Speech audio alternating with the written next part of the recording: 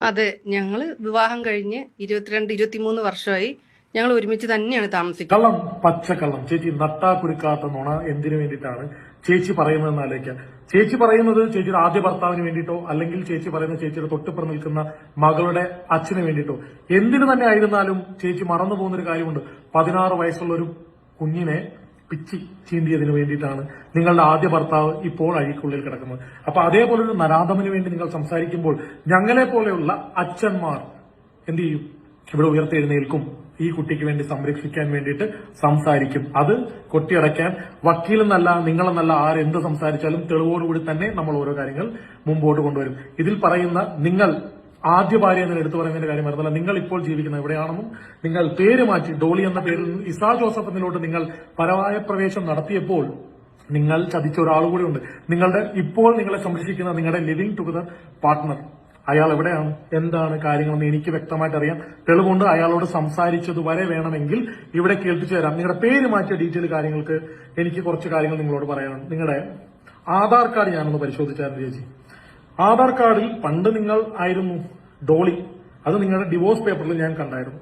ഇപ്പോൾ നിങ്ങൾ ഇരിക്കുന്ന address care of Reji Sebastian, Kurishukunnel, Adivaram. ഈ അഡ്രസ് കറക്റ്റാണോ ചേച്ചി?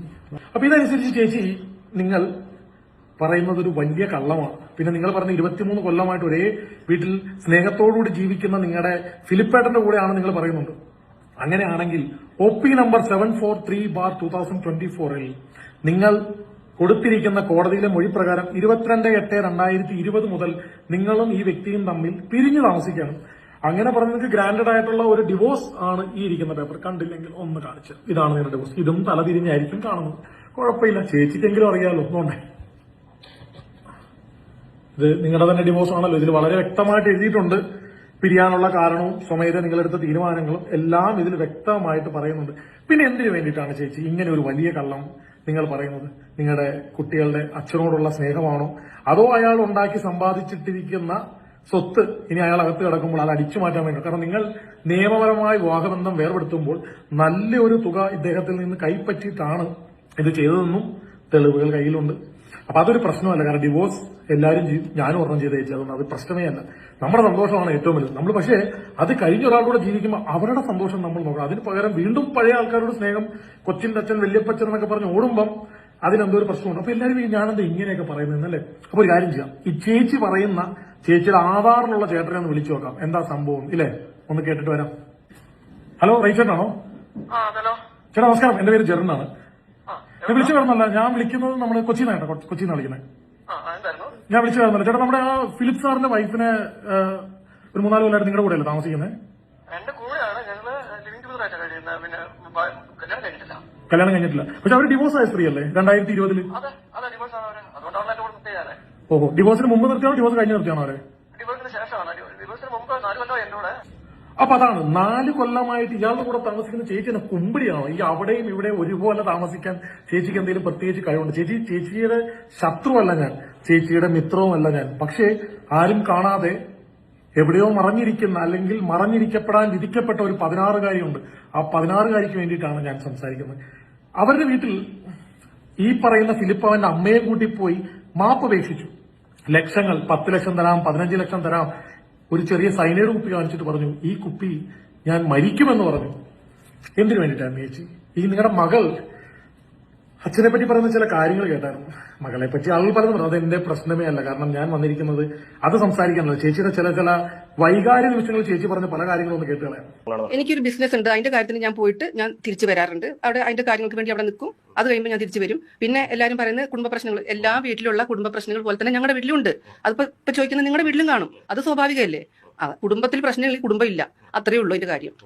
ആരോ പറഞ്ഞു പഠിപ്പിച്ചത് ചേച്ചി അവിടെ വൊമിറ്റ് ചെയ്ത് വെച്ച് ഛർദ്ദിച്ചു വെച്ചതിന്റെ ഒരു ജാള്യത, കുറ്റബോധം ചേച്ചിയെ വേട്ടയാടുന്നത്. ചേച്ചിയുടെ മുഖം കണ്ടാൽ അറിയാം നിങ്ങൾ മനസ്സിൽ നിന്ന് പറഞ്ഞതല്ല അതെന്തെങ്കിലും ആവട്ടെ. പക്ഷെ നിങ്ങളുടെ ബിസിനസ് എന്താണെന്ന് എനിക്കറിയാം. കാരണം ഇപ്പൊ ഞാൻ ആദ്യം ആളോട് സംസാരിച്ചില്ല, അയാളോട് ഞാൻ ചോദിക്കുന്നുണ്ട് എന്താണ് ബിസിനസ്. അയാൾ വ്യക്തമായിട്ട് പറയുന്നുണ്ട് 4 പശു ഉണ്ടെന്ന്. അവിടെ ചേച്ചിയുടെ പശു അല്ലേ ചേച്ചി ദോണ്ടെ ആയിരിക്കുന്നത്? ചേച്ചിയുടെ വീടല്ലേ ദോണ്ടെ ഈ ഇരിക്കുന്നത്? ആ വീട്ടിലും ആ പശുവിനെ നോക്കിയിരിക്കുന്നത് ചേച്ചിയുടെ ഒരു പൂച്ച താഴെ ഇരിക്കുന്നുണ്ടോ? ഇതാണ് ചേച്ചിയുടെ വീട്. അപ്പൊ ചേച്ചി സ്ഥിരതാമസമായിരിക്കുന്ന വീട് ഇതാണ്. ബിസിനസ് എന്ന് പറയുമ്പോൾ പാവാ ചേട്ടനെ സംസാരിച്ചപ്പോൾ പുള്ളി പറഞ്ഞു പശുവിനെ അറന്നും പിടിച്ചും പുല്ലും വെട്ടി മടുത്തെന്ന് പറയുന്നത്. അപ്പൊ ചേച്ചി അയാളോടെങ്കിലും ഒരു അല്പം ആത്മാർത്ഥത കാണിക്കണമേ എന്ന് അപേക്ഷിക്കാനാണ് എനിക്ക് തോന്നുന്നത്. കാരണം അദ്ദേഹത്തിനോട് സംസാരിച്ചത് ഈ വീഡിയോയുടെ ഏറ്റവും അവസാനം ഞാൻ അറ്റാച്ച് ചെയ്തേക്കാം. വേറൊന്നല്ല, പാവമാണെന്ന് തോന്നുന്നു. അയാളും പാവമാണ്, ചേച്ചിയും പാവമാണ്. കാരണം നിങ്ങളോടൊരു പ്രത്യേക സ്നേഹം അയാൾക്കുണ്ട്. അതെനിക്ക് അതിൽ നിന്ന് തോന്നി. ചേച്ചിയുടെ മകൾ എന്തോ പറയുന്നുണ്ടായിരുന്നല്ലോ, അതൊന്ന് കേൾക്കട്ടെ.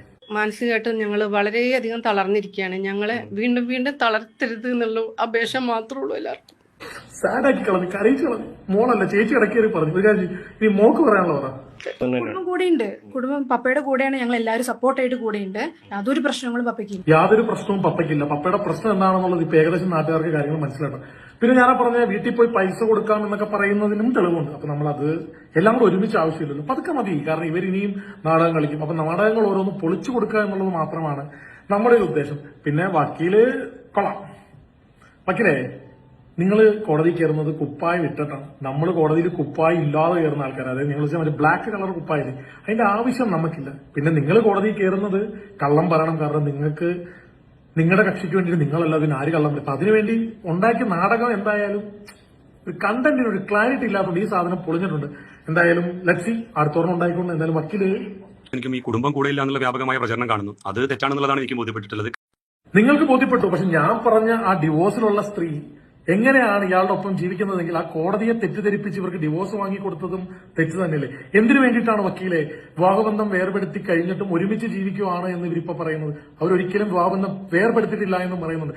ഇവരുടെ ബിസിനസ് എന്താ? ഇവരെവിടെയാണ് പോയി വരുന്നത്? ഇതൊന്നും അന്വേഷിക്കാൻ എന്താ ഈ നാട്ടിലുള്ള ആരും ഇത് അന്വേഷിക്കില്ല നിങ്ങൾ കരുതി? ഇയാൾ തേച്ചുമാച്ച് കളയാൻ ശ്രമിക്കുന്നത് ഒരു 16-കാരിയുടെ സ്വപ്നങ്ങളെയാണ്. അതാദ്യം മനസ്സിലാക്കണം. അവളുടെ സ്വപ്നത്തെയാണ് ഈ നാറി എന്ത് ചെയ്തത്? വളച്ചൊടിച്ച് കളഞ്ഞത്. അപ്പൊ അതുകൊണ്ട് അവരെ ഒന്നും ന്യായീകരിച്ചുകൊണ്ട് ഒരിക്കലും വരരുതെന്നാ പറയുന്നത്. മകളെ, നീ ആലോചിക്കണം. നീ ഒരു പെണ്ണാണ്.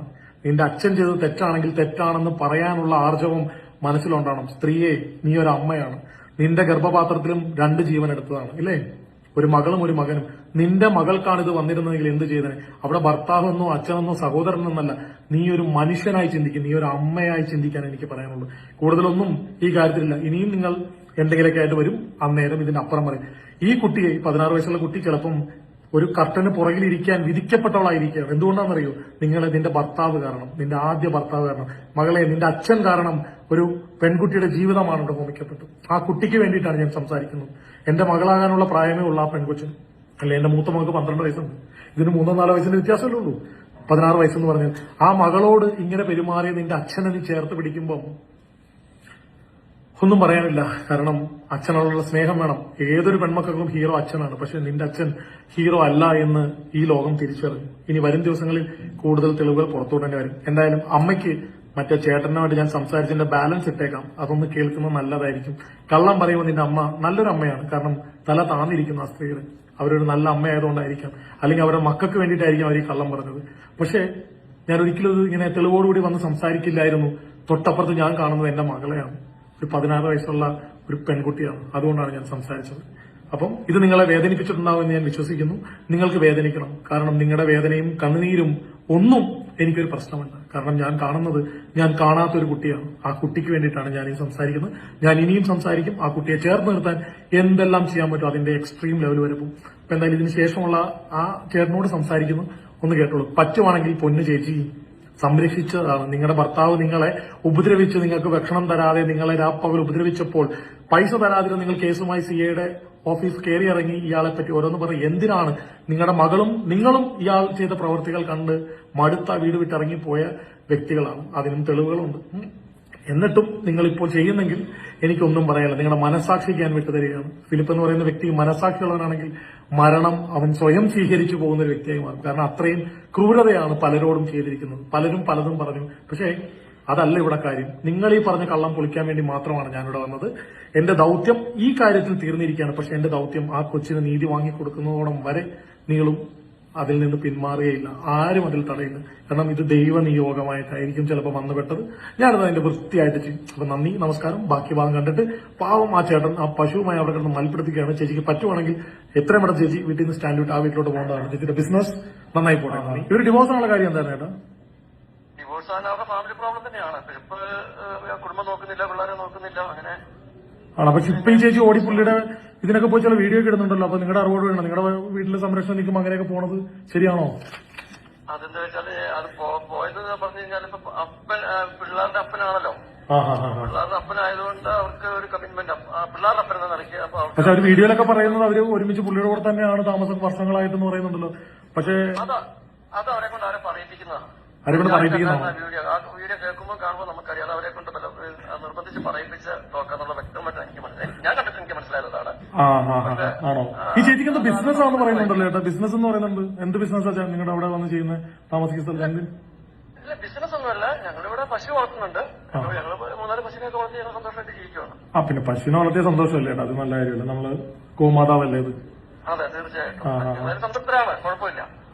പക്ഷെ ഇതിപ്പോ പെട്ടെന്ന് ഓടിപ്പോയപ്പോ അത് ഭയങ്കര നാണക്കേടായല്ലോ ചേട്ടന് ഇങ്ങനെ കാണിക്കുന്നത്. എന്ത് ചെയ്യാൻ പറ്റും ഇങ്ങനെയൊക്കെ പറയുമ്പോ. ഈ മകള്, ഈ പറയുന്ന മകളും ഭയങ്കര സപ്പോർട്ടായിട്ട്. ഈ മകൾ ആദ്യം അച്ഛനെ കാണത്തില്ലാത്ത ഒരാളാന്നൊക്കെ ഞാൻ കേട്ടത്. ശരിയാണോ? അങ്ങനെ ഉള്ളതാണോ ഈ മകള്? ഇവര് പിന്നെ അമ്മയും മക്കളും ഫിലിപ്പുമായിട്ട് യാതൊരു അറ്റാച്ച്മെന്റും ഉള്ളതല്ല. പിന്നെ മകൻ മാത്രമേ ഉള്ളൂ. കാരണം ഫിലിപ്പിന്റെ അമ്മ മാത്രമേ വീട്ടിലുള്ളൂ. അമ്മയ്ക്ക് നോക്കാൻ പറ്റാനെങ്കിലും മകൻ പോകും. മകള് പോകാറില്ല, അവരെ കാണാനും പോകാറില്ലായിരുന്നു.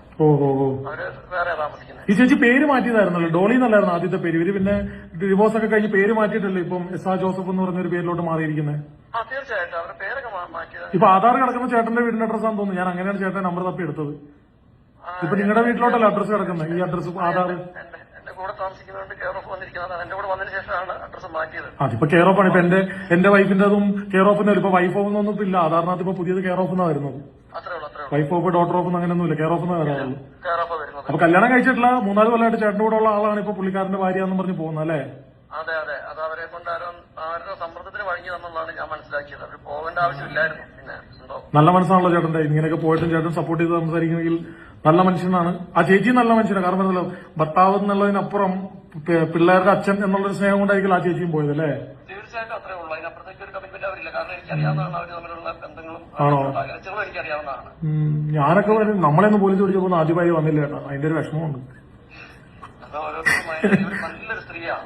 അതാണ് പറഞ്ഞത്. നമ്മുടെയൊക്കെ അവസ്ഥ, നമ്മളൊക്കെ ജയിലിൽ പോയി കിടക്കാൻ പോയപ്പോ ആരും വന്നില്ല വെറുതെ നമ്മുടെ. പക്ഷെ വേറെ ഉള്ളത് പറയുള്ളൂ. ഇപ്പൊ ഉള്ള ഭാര്യയും പെങ്ങളും ഒക്കെ വന്നായിരുന്നു. ആദ്യ ഭാര്യ വിളിച്ചോലും ചോദിച്ചില്ല.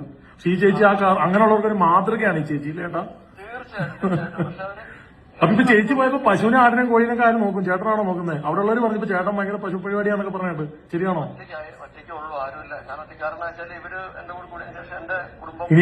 ഇനിയിപ്പോ പുള്ളിയുടെ റിമാൻഡ് കഴിഞ്ഞൊക്കെ ഇറങ്ങി വരുമ്പോഴത്തേക്ക് ചേട്ടൻ പശുത്തൊഴുത്തിലോട്ട് കിടപ്പ് മാറ്റേണ്ടി വരും.